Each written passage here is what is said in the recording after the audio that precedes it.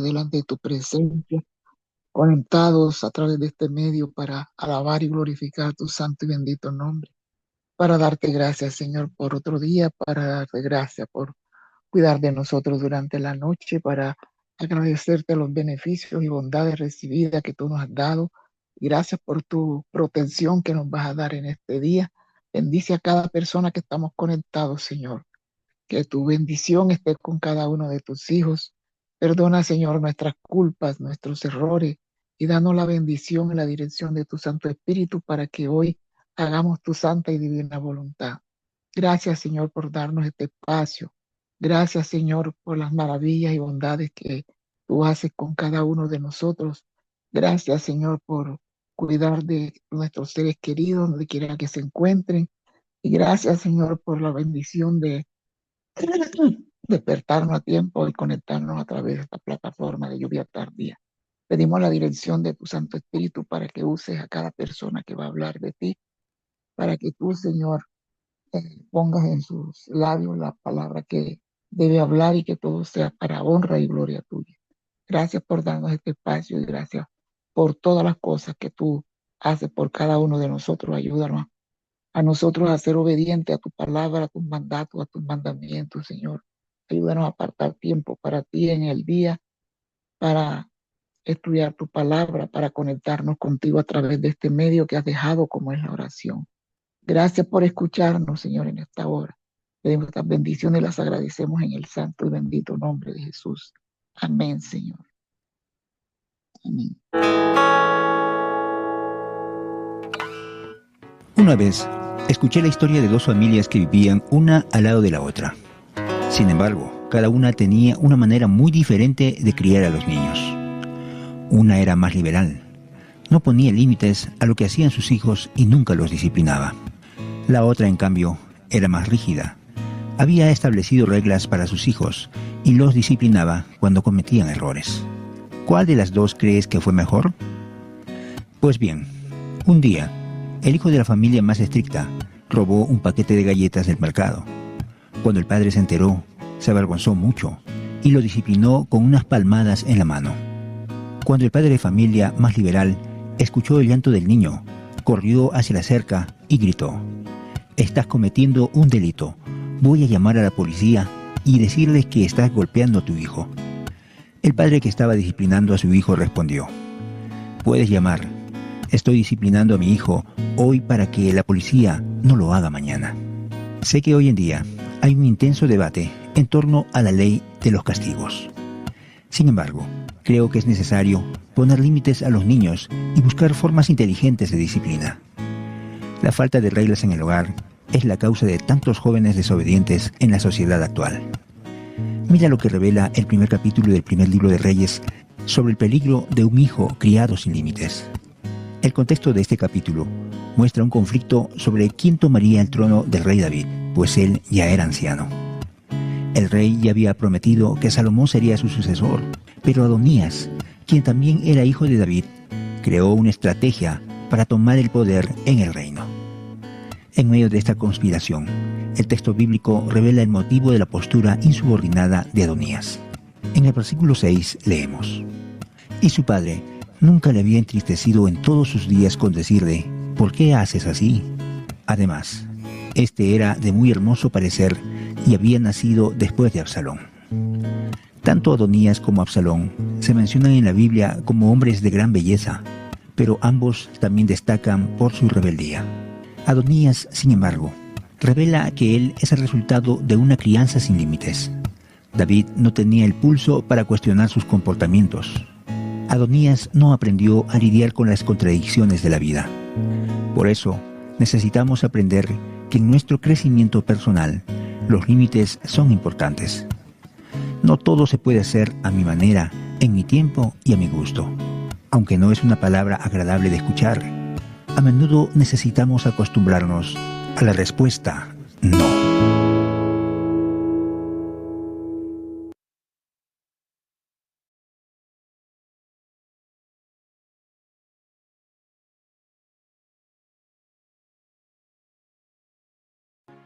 Nuestras reflexiones diarias de las Sagradas Escrituras, hoy comenzamos con el libro Primera de Reyes y lo hacemos en el capítulo 1, un nuevo rey para Israel. Hacia el fin del reinado de David se hace evidente la necesidad de que el rey deje un descendiente suyo para tomar su lugar y así continuar dirigiendo al pueblo de Dios. David ya está avanzado en años y la sed de poder de su hijo Adonías indica que ya es momento de nombrar al próximo rey de Israel. En los primeros versículos surge un problema respecto a la salud física de David. Sin importar cuánto se abrigase, no era capaz de entrar en calor. Sus siervos, al percibir el problema, deciden buscar una joven para que le dé calor corporal. Así es como traen ante él a Abisac, la sulamita, quien sirvió y abrigó a David, y aunque era de hermoso aspecto, él nunca la conoció. Como se hace evidente, el vigor necesario para gobernar al pueblo ya no acompañaba a David, por lo que su hijo Adonías se aprovecha de la situación y busca apoderarse del trono. Contando con el respaldo de Joab y el sacerdote Abiatar, comienza a ejecutar su plan, consiguiendo carros, jinetes y gente que corriera delante de él y convida a sus hermanos a un banquete. El profeta Natán no estaba de acuerdo con lo que estaba sucediendo, ya que no se estaba haciendo la voluntad de Dios. Por otro lado, el rey David ignoraba la situación completamente. Por lo tanto, él le aconseja a Betsabé a entrar a la habitación del rey para reclamar el juramento que le había hecho sobre dejar el reino en manos de su hijo Salomón. Betsabé se presenta ante el rey David y le recuerda que había jurado en nombre de Jehová que el sucesor en el trono sería su hijo Salomón. Acto seguido, llega el profeta Natán a respaldar lo que le estaba diciendo a David. De este modo, David inicia los preparativos para proclamar rey a Salomón. Llama al sacerdote Sadoc, al profeta Natán, a Benaía para darle las instrucciones de la proclamación, quienes después de salir de su presencia llevan a cabo las órdenes del rey. Pero al escuchar tanto alboroto, Adonías y sus convidados se dan cuenta de lo que sucede y temen por sus vidas. Por esto es que Adonías se dirige inmediatamente al altar del sacrificio. Ya en Éxodo se señalaba que el suplicante debía aferrarse de los cuernos que sobresalían de las 4 esquinas del altar y asirse de ellos en busca de refugio. Cuando Salomón se entera que Adonías teme por su vida y se había aferrado a los cuernos del altar, lo manda a buscar y en la conversación le perdona la vida y lo envía de regreso a su casa. Esto nos deja una interesante enseñanza sobre el perdón y la misericordia de Dios. Nos muestra que tenemos un Dios amoroso que siempre va a estar dispuesto a concedernos el perdón. Este capítulo nos enseña que a Dios le interesa que se dirija bien a su pueblo y que Él es quien pone y quita reyes. Su soberanía sigue vigente hasta el día de hoy. Dejemos que sea Él el que reine en nuestras vidas. Y en este momento vamos a pedirle a Dios a través de la oración que eso ocurra. Padre nuestro que estás en los cielos, te damos gracias por estas enseñanzas del pasado, que más allá de la humanidad y de la pecaminosidad, siempre estás dispuesto a perdonar, a restaurar y a dar nuevas oportunidades. Gracias porque eres el soberano del universo, que seas también el soberano de nuestra vida. Hay poder y amor de tu parte para actuar, pero nosotros tenemos que consentir, aceptar, permitir que dirijas nuestra vida. Hacemos esto una vez más. Bendice a todos nuestros amigos. Oramos y agradecemos en el nombre de Jesús. Amén.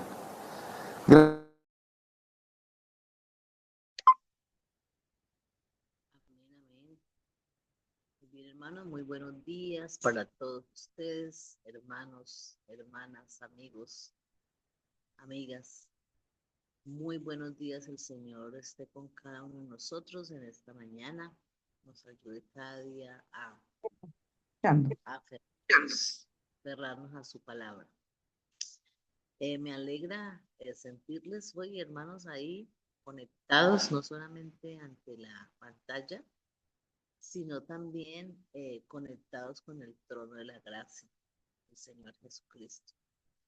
En este momento vamos a invitar a nuestra hermana Mónica, es quien tiene, el Señor ha permitido que nos dé en este momento la lección de escuela sabática. ¿No se escucha? A ver, ahí, muy bajito. Ok. ¿Cómo estamos ahí? Estamos bien. Bueno, gracias, gracias. Les decía que gracias al Señor nos tiene reunidos, ¿verdad? Bendito es el Señor Amén. que nos mueva nuestras fuerzas cada mañana con estas maravillosas enseñanzas del realidad de su palabra. Y bueno, en esta historia encontramos una reflexión muy importante, la importancia de nosotros, dirigidos por Dios, educar a nuestros hijos para no tener el ayayay después, ¿verdad? El Se Señor oye ha venido. entrecortada, hermana Aide. Sí, yo estoy hace días teniendo fallas en mi equipo. Voy a quitar, a ver.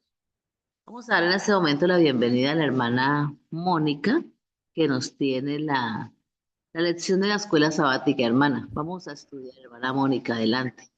Buen día, hermanos. Quiero saber si se me escucha bien, porque yo personalmente estoy escuchando muy entrecortado y muy bajito. No, usted la estaba escuchando clarito y durito. Muy bien.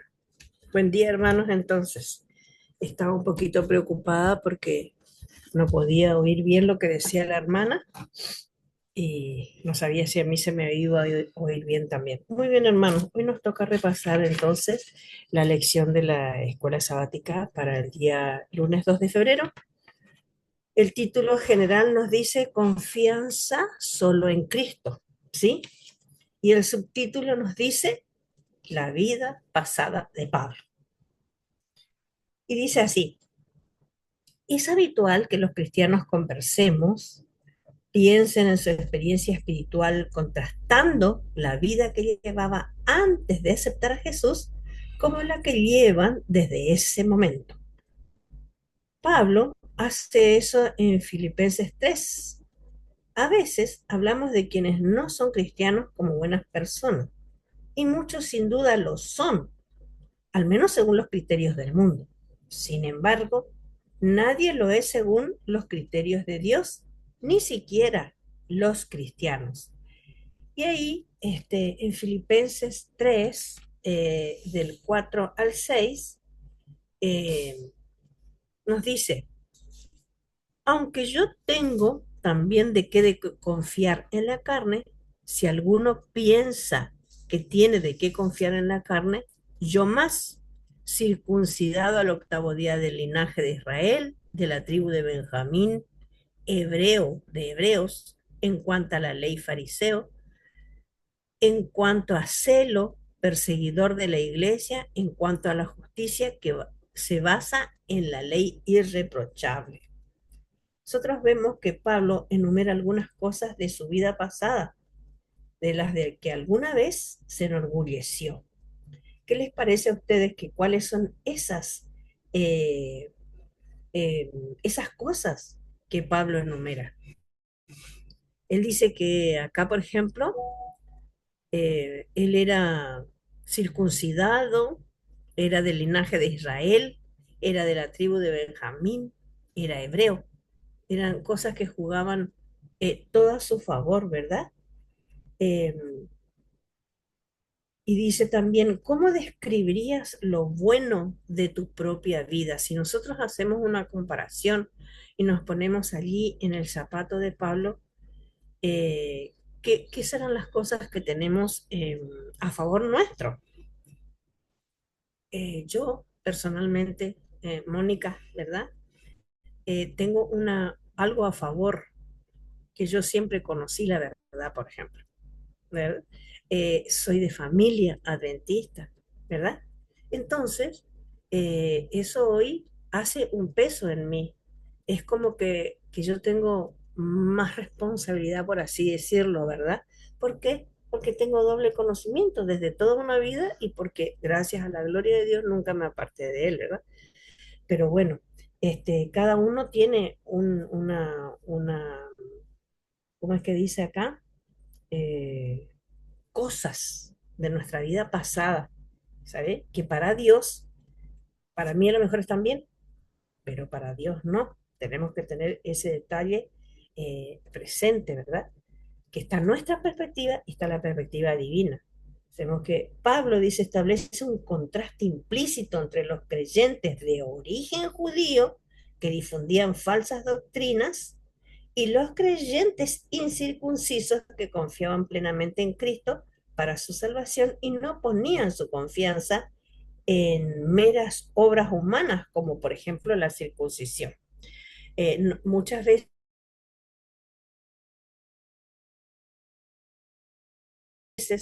y ahí viene el detalle de la diferencia, ¿no es cierto? De vida, pero puedo no ser una persona demasiado comprometida. O sea que nosotros tenemos que evaluar nuestra condición, ¿verdad? Día a día debemos hacer una evaluación de eso. Dice, aunque la vida pasada de Pablo y su linaje habían sido bastante impresionantes para sus compatriotas judíos, ninguna de esas cosas había contribuido a su salvación. ¿Mm? Dios no lo salvó porque él era incircunciso, tampoco porque era de la tribu de Benjamín, ni porque era hebreo, ¿verdad? Lo eligió por otras cosas, porque Dios conoce nuestros corazones, nuestra mente, nuestro entendimiento. De hecho, la habían obstaculizado porque, dicen, aunque la pisada de Pablo y su linaje habría sido bastante impresionante para sus compatriotas judíos, ninguna de estas cosas habían contribuido a su salvación. De hecho, la habían obstaculizado porque los cegaron durante un tiempo acerca de su necesidad de Cristo. Porque el que hacía, sabemos perfectamente todos nosotros, mis hermanos, que él, en nombre de Dios, perseguía a los cristianos. ¿Mm? Pablo no solo estaba circuncidado, había sido circuncidado también al octavo día, que eran las normas de esa época, ¿verdad? Eh, en otras palabras, era israelita de nacimiento y perteneciente al pueblo del pacto. Además, pertenecía a la tribu de Benjamín, cuyo territorio incluía algunas de las ciudades más importantes de Israel. Pablo no solo sabía hebreo, sino también como fariseo y alumno de Gamaliel el Viejo. Estaba empapado de conocimiento acerca de la ley y de cómo debía ser aplicada en cada situación, al menos según la tradición. Pablo era tan celoso de la ley que persiguió a las iglesias por considerarla una amenaza para el estilo de vida judío que, según él, prescribía la ley. Curiosamente, aunque irreprensible en términos de esa justicia de origen humano, Pablo se dio cuenta de que la ley era en realidad mucho más profunda y exigente de lo que él podía imaginar, y de que sin Cristo estaba condenado ante ellas. Nos damos cuenta que no garantiza para nada que seamos adventistas de toda la vida, que seamos adventistas de nacimiento, de cuna, como se dice. Todo pasa por nuestros actos, por nuestras decisiones. No nos olvidemos que hemos sido creados con libre albedrío, ¿verdad? Y todo lo demás depende de ver de qué lado estoy, qué decido yo, porque la salvación es individual y todo depende de mi decisión y de mi compromiso. Eh, Vamos a ver qué nos dice Romanos 7, 7 y 12. Si alguien lo quiere buscar y compartir para hacer un comentario luego. Eh, Romanos 7, del 7 al 12.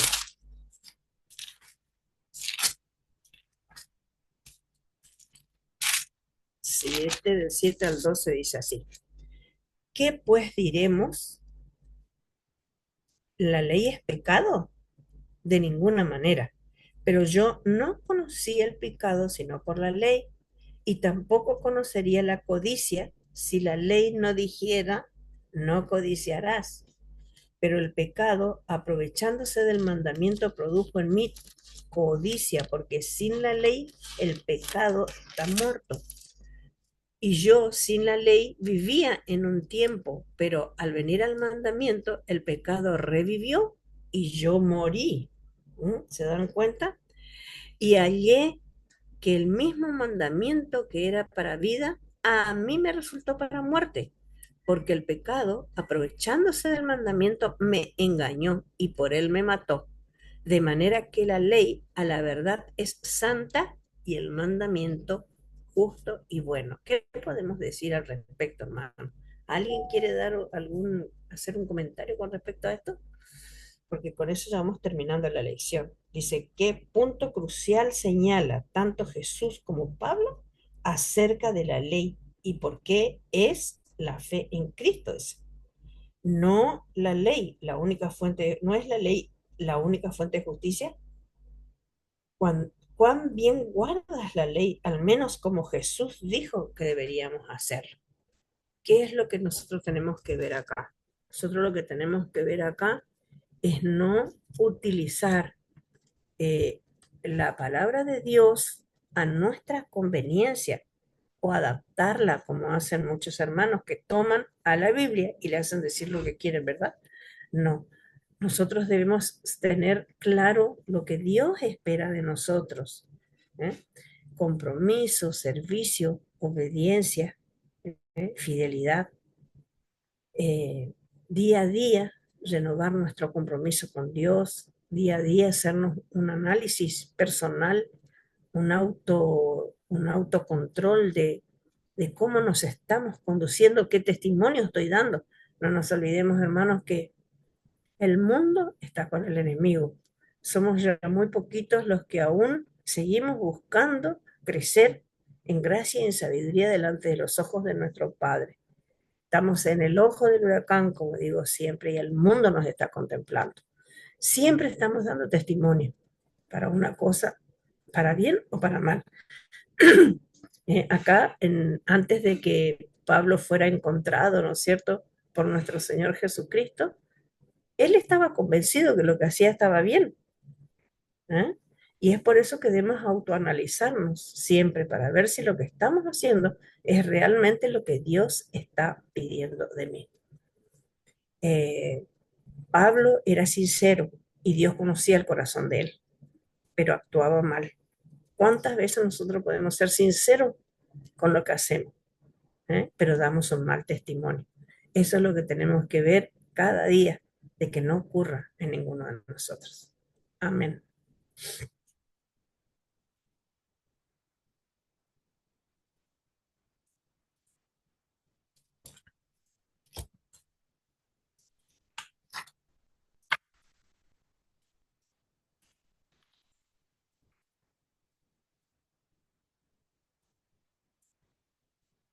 Modo de comentar, dice que tras afirmar que los creyentes brillan en este mundo al realizar buenas obras centradas en Cristo, Pablo enfoca su atención en la necesidad de confiar únicamente en quién dice, en Cristo. ¿Para qué? Para la salvación. Parece, dice, una forma falsa de enseñar similar a la gracia estaba creando cierta confusión en ese entonces acerca de los cristianos gentiles. Debían creer y hacer para ser salvos. El apóstol estaba preocupado por la infiltración de falsos maestros, nos dice en Filipenses 3:2, y en sus enseñanzas que se refieren a ellos como perros y malos obreros. Y no nos olvidemos que en el último tiempo vamos a estar rodeados de falsos profetas. Y tampoco nos olvidemos que el vizcachazo, como se dice, no va a venir del mundo, va a venir de entre medio de nosotros mismos. Dice también de esta semana, subraya 3 temas principales: el alegrarse en el Señor, una conversión genuina y conocer a Cristo es una experiencia progresiva. La intimidad con Cristo debe seguir creciendo hasta el día en que lo veamos cara a cara. Y una pequeña ilustración acá también que dice, El rey de Italia y de Bohemia prometieron a Juan Hus una custodia para su traslado seguro. Sin embargo, faltaron a sus promesas y Hus fue martirizado. Thomas Wentworth, no sé cómo se pronuncia esto, llevaba consigo un documento firmado por el rey Carlos I de Inglaterra que decía: si un rey te promete protección, no perderás la vida, el honor ni la fortuna. Poco después, sin embargo, su sentencia de muerte fue firmada con el mismo monarca. Sus últimas palabras fueron: no confíes en los príncipes, es mejor confiar en el Señor que en cualquier otra cosa. ¿Ustedes creen que esto es así, mis hermanos, o no? Nosotros sabemos que primero Dios y que debemos confiar en lo que Él nos dice primero, antes que a los hombres. Bien, hermanos, esto era lo que yo tenía para compartir con ustedes hoy. Bendiciones, que tengan un hermoso día.